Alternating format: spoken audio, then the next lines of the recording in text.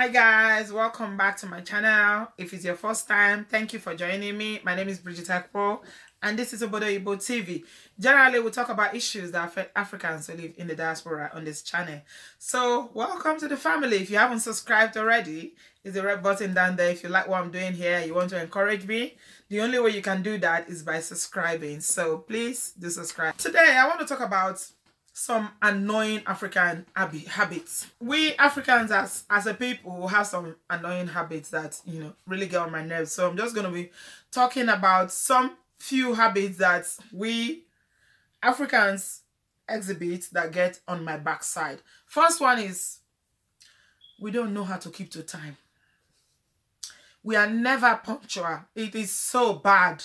Like, even in the diaspora here, you think that people understand time management and time keeping, but they will only keep to time when they are going to work because they know they cannot be late to work. Because if you are late to work, they will sack you, basically, or you get into trouble at your job, so you can't be late to your work. Apart from that, hey, Jesus, we are late to everything. I mean, in some cases, it's so bad that my friend was telling me just now that when people want to have parties that they say it's 5 o'clock, that it should be there, you see people coming at 10, 11.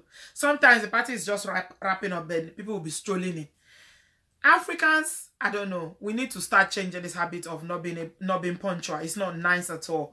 We are not punctual as a people, and it's not nice. There's African time is wrong. There's nothing like African time. Time is a universal thing. So there's no African time or European time or American time. Time is time. Please, let's try and keep to time. That habit is not good. When you go to, I tell you an example. I went to Nigeria one time and I was trying to open an account. I was trying to transfer the bank account I have to another bank that someone told me was better, because this bank was charging me, just exorbitant and outrageous charges that I didn't understand.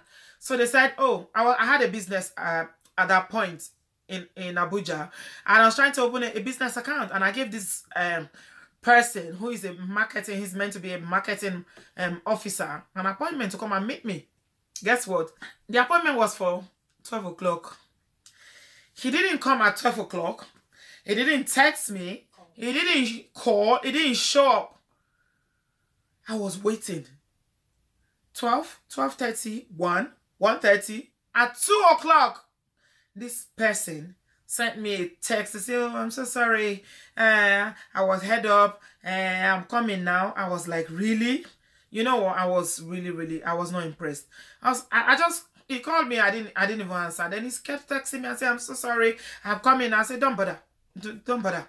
Because if you can't keep to time, I can't trust you with my money. Because you're going to open an account for me. I'm putting my business in your care, basically, because I'm keeping my money in your account. And you can't even keep to time. You can't show up when you say you're going to show up. And then 2 hours later, you're calling me to say, don't bother. Nothing he didn't say. Was texting me and saying, I'm so sorry, madam. I'm coming now. And I said, you know what? It tells me a lot about you as a professional if you can't keep to time. This is not a personal arrangement. It's a professional thing. And you can't keep to time. Sorry. I didn't open cut a long story short, I did not open the account. I said, okay, let me stay with this one with all their charges. At least I'm already there. But you are not going to be any better if you can't even keep to time. So timekeeping and punctuality is something that we Africans really need to work on, because I feel like we don't have respect for time. And time is money. It's just not right. It's annoying. Another thing that annoys me about our people is asking rhetoric questions. Africans can ask questions that are not questions because they already know the answer. So somebody will ask you, you greet somebody, you say, good afternoon, you say, Mary, is that you? No, it's not me. It's Mata. Oh, somebody say, good afternoon. You say, is it afternoon? You can see clearly that it's afternoon. You're asking rhetoric questions. Oh my God. Africans can ask questions they already know the answers to. Have you come? Or they will say, so you ask somebody, good afternoon. I say, is it you? You've come? Or they will say you eating. They will say, are you eating? No, I'm not eating. This thing in front of me is not food. It's plain. He's something else that you can't see his food. See, are you eating? Rhetoric questions. Oh my God. Africans, I beg. It's annoying. Stop it. Third one, we sabi greet. Africans can greet your life away. They will greet you in a way that if you were 5 feet before, by the time they finish greeting you, you'll be 5 feet 5 or 5 feet 7, because they can greet. People in Africa, for those of you who haven't been to Africa before, you need to go, honestly, because seeing is believing. When people like us are saying things like, they will seem as if we're just talking, or we're just, it's only people that it seems like we're exaggerating, but you need to have been there to know what it means. 5 minutes they are greeting. How are you? How are your children? How is your father? How is your mother? How is your husband?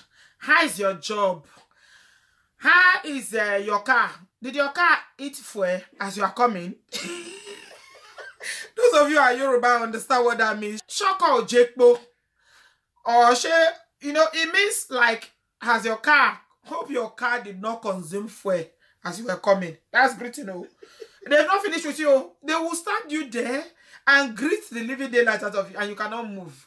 Especially if it's another person that's greeting you. If you go, you are rude. Yeah. So you have to stand still and allow them to finish greeting the life out of you before you can move. We greet too much. Our greeting is too much. Whereby, we that live in diaspora, hey, hi, you gone. Or you nod your head like if you live in England here, where it's just nod on. That's greeting. You've gone. You won't even stop 1 minute to greet. When I used to work, I worked in the civil service in Nigeria before I came abroad. I think in the hours, like if it's 8 hours you are meant to work, 2 of those hours is on greeting, because you greet your boss, you greet your colleagues, you greet your neighbors, you greet people that are on another floor, you go from office to office greeting. We greet too much. Kilode, what are you greeting for? What is it? Is this same person you saw yesterday? You're going to see them tomorrow. Why can somebody be asking Shoko or Jekbo? What else is it going to jet? Is it going to jet water? Or is it going to... What is, I beg, what does car use? Does it not use gas? My American brethren that don't understand, my American subscribers that don't understand. What it means is that I hope your car did not consume fuel or did not consume gas while you were coming or while you were driving. Please, if car does not consume gas, what else is it going to consume? Is it going to consume water, or is it going to consume iron? What is it going to consume? What is it going to consume? That's greeting. Africans, they greet the living life out of you. Next one, Africans don't mind their business. They will mind your business for you, help you to mind your business, mind your family business for you. They will ask you intimate questions that they shouldn't ask. They will intrude in your life and intrude in your situation and ask you things that, oh my God, they're just embarrassing. Like my friend was sharing with me a few minutes ago about, how you like be on public transportation in Africa and you are on your phone. Like, for instance, you have your phone here and you're reading your messages. If you're sitting with someone, they will be looking in your phone to be reading your message, and they don't do it like in a stylish way. They will put their face, they don't care. They don't care. They won't even pretend so that you won't know. They will put their face and be reading. If you go too fast, for instance, and you go to another page, you say, please reverse. I have not finished. Why are you moving to the next page? If you're on the phone, people who can intrude on your conversation, they don't know. You don't know them. It's not this. I mean, these are not people that you know. You've never seen them before. They are total stranger. They will barge into your conversation. They will intrude and they will jump into your conversation and put their opinion there. This leads me to the next one. Advice. Africans can give advice, yo. Advice. People that you don't know, from nowhere, they will come and be advising you. They will just see you on the road and say, sister, let me advise you. Keep your advice to yourself. I don't need your advice. Did I ask you? Unsolicited advice. If you want to look for it, it's in Africans that you find it. They will just see you and say, if you ask for my advice, I didn't ask you. Keep it. Did I ask you? No, I didn't ask you. So keep your advice. They will advise you. Say, let me advise you. when I was young, I used to wear very skimpy clothes, not, really exposing or anything like that. But I like, because I'm quite tall, I like mini skirts. So when I was in college, I used to wear mini skirts a lot. Hey, Jesus is Lord. You heard preaching over that mini skirt. I'm a young woman, oh, very young, oh, in my teens, and I'm just, being myself. They'll come out. Total stranger will just meet you and say, "Let me advise you. This cloth you are wearing, you will not find husband. Man wants to marry a woman like you." They will advise you. Okay, this is the one that happened very recently. Honestly, guys, I was in Nigeria a few years ago, and I went to church. I have tattoos. Yeah, I have tattoos. So in some part of my body. So I went to church, and one of my tattoos was showing. And this woman, who I don't know before, I don't know her, we've never spoken, I've never met her. As I was just about to get into the church, she called me and said, "My sister, please, I want to see you." I was like, I'm trying to be respectful. She's a bit older because, in Africa, age is respected. When somebody is older than you, got to respect them. So I said, okay, all right, no worries. I followed her, and my sister was following us behind. And she was like, you know what? I like you. I think you're a very nice lady. But this thing that you've done to your body, it's not nice at all. You put tattoo. It's a sin. Do you know it's a sin? People who put tattoo will go to hellfire. Okay. I was like, really? I'll go to hellfire because I have a tattoo on my body, and because you don't agree with it. She was advising me. I didn't say anything, because I'm very polite again. So I just said, okay, thank you, auntie. And I went. Then my sister was like, what did she say to you? What did she say to you? I was like, my sister, that one day, I'll bring her on this show so you guys can see her. She doesn't take nonsense. She was like, what did she say? I said, she was advising me about my tattoo, that it's not good that I have tattoo. So, oh my God, let me go and meet her. Who the hell is she? Why is she talking to you about tattoo? These people are hypocritical. She went and said, don't worry about it. So that's a typical example of unsolicited advice. They will just advise you. You don't need to ask. This makeup you are wearing. If that's why you are still single. Don't just be going about your business. They will tell you, maybe it's your makeup. That's why you're still single. Yeah. That's why men are not interested. Yeah. They'll give you advice that you don't ask for, that you don't need, that you didn't ask. Oh, Africans. Oh, may God have mercy on you. No. Next one. This one. It's always been there, but now it's more like highlighted since this social media started. People can beg. Africans, people try begging. They beg. If you wear, like I'm wearing this top now, it's almost guaranteed that somebody in Africa, probably a cousin of mine or one extended family member, is going to send me a message and say, Auntie B, that top is nice. I like it. Please, just send it to me. So me that I'm wearing it, it's not good enough for me. It's you that it's good for. Once you wear something nice, it's a shoe, it's a belt, it's whatever it is, it's hair. Somebody has begged me for hair before. Say, Bridget, this is your hair. I like it. Please, send it to me. What makes you think that me? I use my hard-earned money to buy something. I wear it so I'll look nice. So it's not good for me. It's you that is good for. People can beg. Oh my God. I see it on social media all the time. If you go on Instagram, people will post and you see people coming up and say, please, I have not paid school fees for 3 months. My mother is ill. My this is that. They will put it out there and I've just been wondering.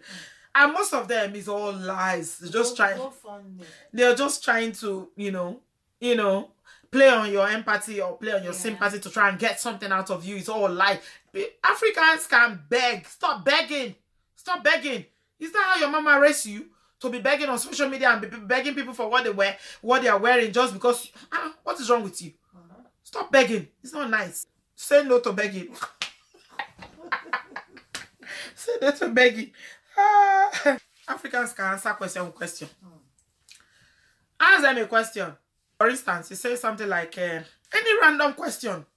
As you're asking them, they will answer you with another question. So I saw a very simple example today of somebody said, why do people hang out on the street? He said, hang out? What are you talking about? Where are you from? Who sent you? Who told you I'm hanging out? Eh? Where are you from? What you two? What are you doing? Questions. A typical African attitude or behavior is that if you ask them a question, be sure that they will answer it with another question. They will not answer. They will answer you with another question, and they will expect you, who they've now asked question, the reverse question, to answer the question that you've asked them. So it's another habit or behavior of Africans that, you know, it's funny, but at the same time, it's annoying. I thought there are some titles that are British title that you actually have to go to the palace, and our queen will have to bestow that title on you. But Africans, queen care. Why they don't need the royal family to give them any title? They just inherit the title and just acquire it, and they go on with it. They don't care. So you have them, you have lord, you have lady. They just any title they like, because being called Miss or Mrs. is too doesn't befit them. Chief. It's too low for their status. So they've got to have very senior titles like them. You have some men. One chief is not okay. Chief title is a title that is an African title that they call you and they bestow chief title on you, so you become a chief. No, it won't stop them. African brothers, they are double chief, triple chief. Triple chief. Some people, oh my God. Some people, one person will be chief, doctor, professor. Only one person. Evangelist. Name all the titles. JP. One person. Then when they finish putting their name, they put JP at the end, so that you know that they've been to Israel. So these are titles. Oh my God. Titles. Oh, the titles. Don't go to Africa and just call it's only ordinary people that will accept Mr. and Mrs. O. You just call them Mr. They'll tell you, why are you calling me Mr.? Don't you know I'm a builder? It's builder or surveyor. Don't you know I'm a surveyor? My title is surveyor. Abiodun, why are you calling me Mr.? I'm not ordinary person, though. Africans. Wedo. So it's been your girl Bridget Ekpo. Thanks for watching. I hope you've enjoyed this one. It's a light one, just funny one. It's not all the time we talk about serious issues. So sometimes we just play around, have fun, you know, talk about funny things. I hope you've enjoyed it. Leave your comment down below in the comment section. I love to hear from you. Thank you for watching. I love you, and I'll see you very soon. Bye-bye. We believe in God the Father. We believe in Jesus Christ. We believe in the Holy Spirit.